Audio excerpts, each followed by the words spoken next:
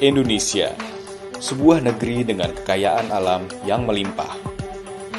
Bumi Indonesia menyimpan 120 miliar ton potensi sumber daya batubara dan berbagai mineral seperti emas, bauksit, tembaga, timah, mangan, dan seng. Inilah dinamika pertambangan Indonesia. Sejarah mencatat, pengusahaan pertambangan di Indonesia dimulai oleh VOC.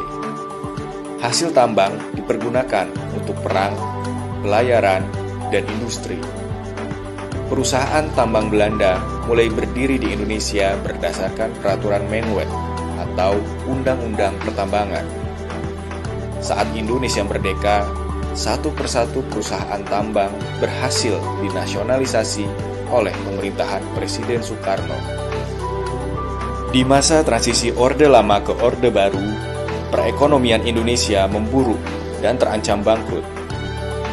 Pemerintahan Presiden Soeharto membuka keran investasi asing demi menyelamatkan perekonomian Indonesia. Undang-undang mengenai penanaman modal asing disahkan, dan berdirilah PT Freeport Indonesia yang menjadi titik awal investasi asing dalam skala besar di sektor pertambangan. Melalui kontrak karya dan perjanjian karya pengusahaan pertambangan batubara, pertambangan di Indonesia semakin berkembang.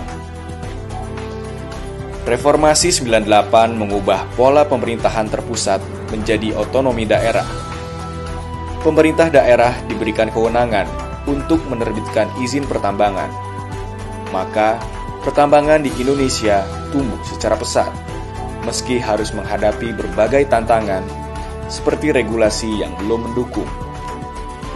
Undang-Undang Nomor 11 Tahun 1967 tentang pokok-pokok pertambangan dinilai kurang sesuai dengan otonomi daerah. Maka dirancanglah undang-undang baru, Undang-Undang Nomor 4 Tahun 2009 tentang mineral dan batu bara atau Undang-Undang Minerba.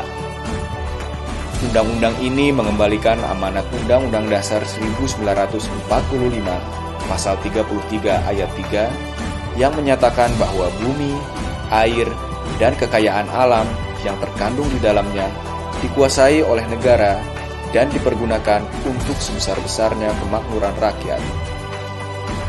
Pemerintah terus berjuang untuk menegakkan Undang-Undang Minerba, dimulai dengan peningkatan nilai tambah pada hasil tambang dengan mendirikan smelter, membatasi ekspor, dan mengembangkan industri hilir. Ditetapkan juga wilayah pertambangan untuk mencegah tumpang tindih kepentingan. Kemudian, melakukan renegosiasi kepada perusahaan tambang agar negara lebih diuntungkan. Izin usaha pertambangan terus ditata sehingga pendapatan negara meningkat. Pemerintah juga mendorong perusahaan untuk lebih peduli lingkungan melalui berbagai peraturan dan insentif, serta mengatur reklamasi dan pasca tambang. Terakhir, pemerintah juga menjamin pasokan mineral dan batu bara di dalam negeri melalui kebijakan Domestic Market Obligation atau DMO. Pertambangan Indonesia terus berkembang dengan segala dinamikanya. Namun, mineral dan batu bara adalah sumber daya alam yang terbatas, sehingga perlu dikelola dengan bijaksana. Pemerintah akan terus menjalankan amanat undang-undang, memanfaatkan mineral dan batu bara untuk kesejahteraan rakyat Indonesia.